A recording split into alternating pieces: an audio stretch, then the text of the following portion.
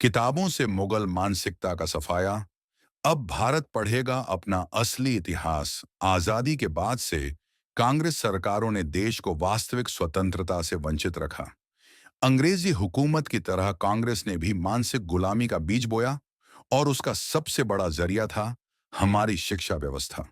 इतिहास की किताबों में भारत के वीरों को हाशिए पर डालकर मुगलों और विदेशी आक्रांताओं को महिमा मंडित किया गया। मुगल मानसिकता को थोपने का यह षड्यंत्र साफ था। मुसलमानों का वोट बैंक खुश रहे, चाहे भारत का स्वाभिमान लहूलुहान क्यों न हो जाए। कांग्रेस ने देश के साथ किया विश्वासघात। कांग्रेस ने महान योद्धाओं जैसे महाराणा प्रताप, छत्रपति शिवाजी महाराज, रानी लक्ष्मीबाई और गुरु गोविंद सिंह जैसे राष्ट्र नायकों की गाथाओं को सीमित कर दिया, जबकि बाबर, अकबर और औरंगजेब जैसे लुटेरों को महान शासक बताकर प्रस्तुत किया।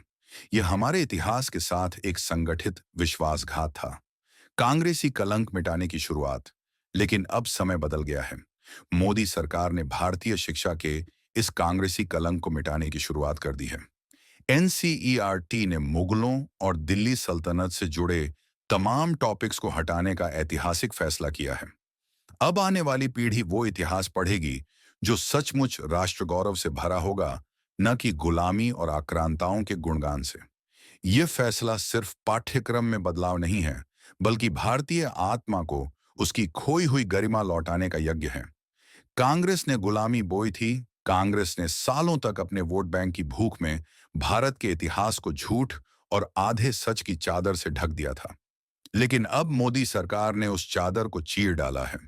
भारत अब उन नायकों को सम्मान देगा जिन्होंने तलवार के दम पर भारत की रक्षा की थी, न कि उन लुटेरों को जिन्होंने तलवार के दम पर भारत को लूटा था। अब किताबों में झूठे हीरो नहीं, असली शूरवीर होंगे।